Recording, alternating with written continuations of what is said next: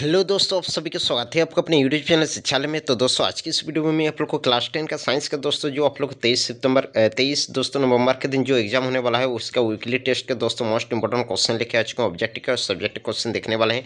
तो दोस्तों चैनल पर नए होते चैनल को सब्सक्राइब कर लीजिए और अपने दोस्तों के साथ ये वीडियो भी शेयर कर दीजिए ताकि उन्हें भी इस वीडियो का लाभ मिल सकेगा। तो चलिए आज की इस वीडियो को शुरू करते हैं। तो दोस्तों पहला प्रश्न देख लीजिए। पहला प्रश्न है कार्बन क्या है। जी हाँ दोस्तों, कार्बन क्या है? धातु है, अधातु है, उपधातु है या इनमें से कोई नहीं। तो दोस्तों कार्बन मतलब होता है सी, जिसका संकेत होता है सी और परमाणु संख्या कितना नंबर पे होता है? 6 नंबर पे। तो कार्बन आप लोग को क्या होता है ना, एक प्रकार का दोस्तों अधातु होता है। तो इसके आंसर हो जाएगा कार्बन क्या है? अधातु है। एक आंसर हो जाएगा, ख नंबर हो जाएगा अधातु है।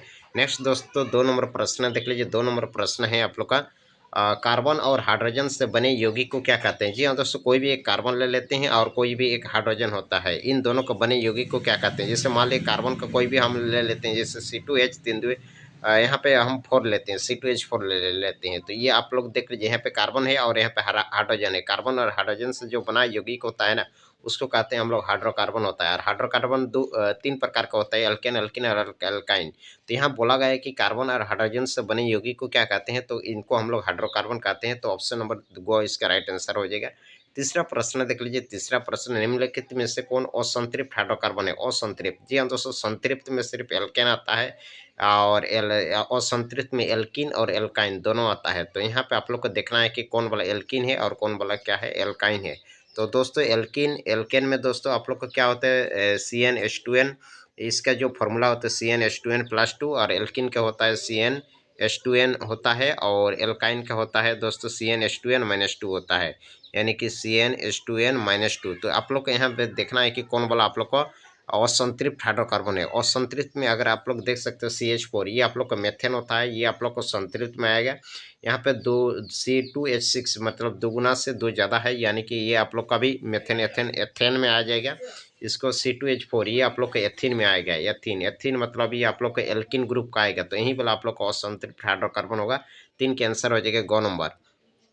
4 नंबर प्रश्न देख लीजिए। एल्काइन का सामान्य सूत्र क्या है? अभी हम बता दिए एल्काइन का सामान्य सूत्र होता है CnH2n-2। तो ये -2 होता है एल्काइन। तो -2 CnH2n-2 देख लीजिए, ऑप्शन नंबर गो है। तो इसका आंसर हो जाएगा 4 का आंसर होगा घ नंबर CnH2n-2। 5 नंबर प्रश्न देख लीजिए। निम्नलिखित में से कौन कार्बोक्सिलिक अम्ल है? कार्बोक्सिलिक अम्ल जिसके लास्ट में याद रख लीजिएगा COOH लगा रहता है, उसको कार्बोक्सिलिक अम्ल कहते हैं। ये वाला आप लोग का एल्डिहाइड होता है, ये आप लोग का CO कीटोन होता है। तो यहाँ पे आप लोग को COOH यही वाला आप लोग को कार्बोक्सिलिक अम्ल होगा। अगला प्रश्न 6 नंबर प्रश्न, मेथेनोइक अम्ल का सूत्र क्या होता है? मेथेनोइक अम्ल का जिसका सूत्र होता है HCOOH, ये होता है आप लोग का सूत्र। इसका सामान्य नाम क्या होता है? इसको हम लोग फॉर्मिक एसिड भी कहते हैं, यानी कि फॉर्मिक अम्ल भी कहते हैं। तो 6 के आंसर हो जाएगा कौन नंबर, फॉर्मिक अम्ल होगा। अगला प्रश्न 7 नंबर प्रश्न देख लीजिए। 7 नंबर प्रश्न है, आनुवंशिकी के पिता यानी कि फादर ऑफ जेनेटिक किससे कहते हैं? तो दोस्तों फादर ऑफ जेनेटिक जिन्होंने मेंडल को कहता है, जिसका पूरा नाम है ग्रेगर जॉन मेंडल। इसी ने ही दोस्तों वंशगति को नियम को दोस्तों सबसे पहले प्रतिपादन किया गया। तो 7 के आंसर हो जाएगा ग्रेगर जॉन मेंडल। 8 नंबर प्रश्न देख लीजिए। 8 नंबर प्रश्न है, निम्न में से कौन बोने पौधों को दर्शाता है? जी हाँ दोस्तों, आप लोग को दोस्तों ये मेंडल वाला आनुवंशिकता और जैव विकास में भी आप लोग को पढ़े होंगे। लंबा पौधा को कैपिटल टी लिखते हैं और बोना पौधों को स्मॉल टी लिखते हैं। तो यहाँ पर बोना पौधा कौन बोला है? ऑप्शन नंबर को इसका राइट आंसर होगा स्मॉल टी होगा।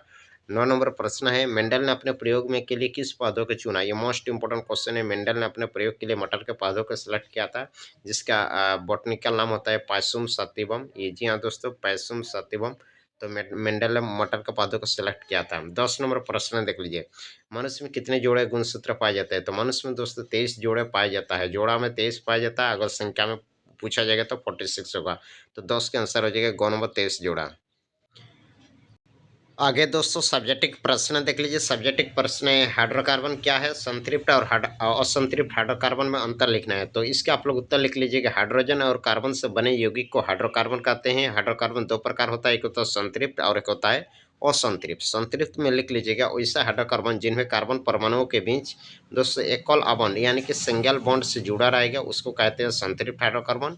और असंतृप्त मतलब वैसा हाइड्रोकार्बन जिसमें 2 कार्बन परमाणु के बीच द्वितीय बॉन्ड यानी कि डबल बॉन्ड और त्रिय बॉन्ड मतलब ट्रिपल बॉन्ड से जुड़ा रहेगा, यानी कि डबल बॉन्ड से भी रहेगा और ट्रिपल बॉन्ड से भी रहेगा, उससे कहेंगे असंतृप्त हाइड्रोकार्बन। संतृप्त में अगला पॉइंट लिख लीजिएगा, ये बहुत कम अभिक्रियाशील होती हैं और ये बहुत ही अधिक अभिक्रियाशील होती है। नेक्स्ट पॉइंट लिख लीजिएगा, इसका सामान्य सूत्र CnH2n+2 होता है। हाँ, जिन्हें हम लोग जिसके जो जैसे एक इसका सामान्य सूत्र CnH2n+2 होता है और इसमें द्विबंध यानी कि डबल बॉन्ड वाले का सामान्य सूत्र CnH2n होता है और ट्रिपल बॉन्ड वाले का सामान्य सूत्र CnH2n-2 होता है। और CnH2n, जी हाँ दोस्तों, यहाँ पे CnH2n+2 है, इसको हम लोग एल्केन भी कहते हैं। और CnH2n यानी कि डबल बॉन्ड को हम लोग एल्किन कहते हैं और जो ट्रिपल बॉन्ड होता है CnH2n-2 उसको हम लोग एल्काइन कहते हैं। और इसका दोस्तों फर्स्ट सदस्य मेथेन से स्टार्ट होता है। मेथेन का सूत्र क्या होता है? CH4 होता है। और इसमें द्विअवंध वाले का प्रथम सदस्य एथिन होता है। एथिन का सूत्र होता है C2H4 होता है। और उसके बाद आगे देख लीजिए, त्रिबंध वाले का सदस्य होता है एथाइन होता है, तो C2H2 होता है। तो ये आप लोग का क्वेश्चन है। अगला क्वेश्चन देख लीजिए। अगला क्वेश्चन है एल्किन क्या है, इसका सामान्य सूत्र और रासायनिक सूत्र लिखना है और 3 कार्बन परमाणु वाले एल्किन का संरचना सूत्र भी आप लोग को बनाना है। तो एल्किन मतलब होता है जिसमें दोस्तों क्या होते हैं, वैसा संतृप्त हाइड्रोकार्बन जिसमें 2 कार्बन परमाणु के बीच द्विबंध यानी कि डबल बॉन्ड से जुड़ा हुआ रहता है, उसे अल्किन कहते हैं। जैसे इसका सामान्य सूत्र CnH2n होता है। जैसे 3 कार्बन बोला है तो C2H कितना करना है, 6 करना है। तो इसका दोस्तों स्ट्रक्चर इस प्रकार से बना लीजिएगा, C3 1 2 3, 6 ठो है, 1 2 3 करना है। यहाँ पर 3 हो गए, यहाँ पे 4, इस प्रकार से आप लोग को 4 यहाँ पे बैठा देना है, यहाँ 5 और यहाँ पे एक 6। अब आप लोग को क्या बोला गया है, यहाँ पे आप लोग को डबल बॉन्ड बनना है। तो यहाँ दोस्त यहाँ पे आप लोग ये स्ट्रक्चर दिख रहा है, यहीं पर आप लोग बना लीजिएगा, काहे कि यहाँ पे आप लोग को देख लीजिए C2 C 1 2 3 है और 1 2 3 4 5 6 तो स्ट्रक्चर बना लीजिएगा। और सब में कार्बन में 4 लकीर होना चाहिए, 1 2 3 4 है, यहाँ पर भी 2 2 4 है। इस प्रकार से आप लोग इसका स्ट्रक्चर बना लीजिएगा C3H6 का। नेक्स्ट क्वेश्चन देख लीजिए, मानव में बच्चे का लिंग निर्धारण कैसे होता है। तो इसके उत्तर इस प्रकार से लिख लीजिए कि किसी शिशु के जन्म से पूर्व उसके नर और मादा होने की भविष्यवाणी करना लिंग निर्धारण कहलाता है। तो लिंग निर्धारण किस प्रकार से होता है, ये पॉइंट बाय पॉइंट लिख लीजिएगा। महिलाओं में दोनों लिंग गुणसूत्र एक ही प्रकार के होते हैं जो X और X होता है, और पुरुष में 2 लिंग गुणसूत्र अलग अलग होते हैं जो X और Y होते हैं। उसके बाद आगे आप लोग इस पॉइंट को लिख लीजिएगा, जब X गुणसूत्र वाला शुक्राणु अंडे से संयोग करता है तो XX लड़की विकसित होता है। अब जब Y गुणसूत्र वाला शुक्राणु अंडे से निषेचित करता है तो XY युग्मनज लड़के में विकसित होता है। उसके बाद आप लोग ये जो डायग्राम दिख रहा है, ये डायग्राम चाहे तो आप इस प्रकार से बना लीजिएगा, एक तरफ नर लिख लीजिएगा, एक तरफ मादा लिख लीजिएगा। नर में क्या होता है, गुणसूत्र X और Y होता है, और मादा में X और X होता है। जब इसकी युग्मनज बनेगा तो ये दोस्तों अलग अलग हो जाता है, X अलग हो जाएगा, Y अलग हो जाएगा, यहाँ पे X अलग हो जाएगा, यहाँ पर भी X अलग हो जाएगा।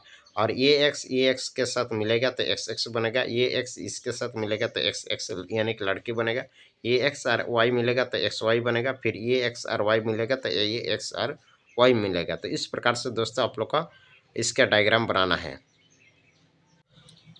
अगला क्वेश्चन देख लीजिए। अगला क्वेश्चन है, मेंडल के प्रयोग से कैसे पता चला कि लक्षण प्रभावी अथवा अप्रभावी होते हैं। तो इसके उत्तर इस प्रकार से लिख लीजिएगा, मेंडल के प्रयोग से यह पता चला कि यदि 2 परस्पर विरोधी लक्षणों वाले के बीच यदि कृत्रिम परागण कराया जाए, कृत्रिम मतलब होता है मानव निर्मित परागण कराया गया, इसका मेल पार्ट्स इसका पुंकेसर को उसका स्त्री केसर में डाल दिया गया, तो दोस्तों प्रथम पीढ़ी में F1 में केवल दोस्तों एक ही लक्षण दिखाई देते थे। आप लोग देखे होंगे F1 में सब दोस्तों सभी पौधे क्या लंबे पौधे हुए थे।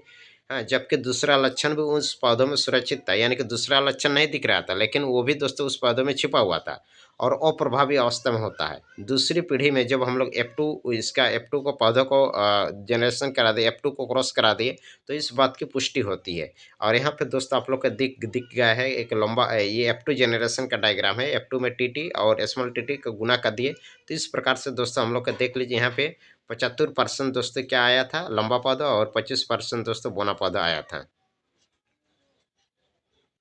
लास्ट क्वेश्चन देख लीजिए। लास्ट क्वेश्चन है, निम्न कार्बनिक यौगिकों का IUPAC जिसको international union for pure and applied chemistry, इसका नाम लिखना है। यहाँ पे देख लीजिए सबसे पहला क्वेश्चन C2H5OH। OH जहाँ लगता है ना वो एल्कोहल ग्रुप का होता है, और एल्कोहल में आप लोग को क्या लगा रहता है, नाल। तो यहाँ पे देख लीजिए 2 कार्बन है, मेथेन एथेन, एथेन 2 नंबर में एथेन होता है, तो इसके आंसर हो जाएगा एथेनाल। नेक्स्ट 2 नंबर क्वेश्चन है C2H5CHO। CHO में लास्ट में एल्डिहाइड होता है, और एल्डिहाइड के उच्चारण होता है नेल। यहाँ पे 2 कार्बन है, नहीं 2 नहीं, यहाँ पे 3 कार्बन है, तो मेथेन एथेन प्रोपे, तो प्रोपेनेल होगा इसका आंसर। अगला 3 नंबर यहाँ पे देख लीजिए CO लगा है, बीच में CO लगा होता है तो कीटोन होता है, कीटोन का उच्चारण नॉन में होता है। तो यहाँ आप लोग को कार्बन गिनना है, कितने कार्बन है, 1 2 3 कार्बन है तो मीथेन, एथेन, प्रोपेन, प्रोपेनॉन होगा। और यहाँ पे देख लीजिए COOH लास्ट वाला क्वेश्चन, COOH लगा रहता है यानी कि नोइक होता है। तो यहाँ पे कार्बन 1 2 कार्बन है तो 2 कार्बन होता है, मेथेन, एथेन यानी कि एथेनोइक अम्ल होगा इसका।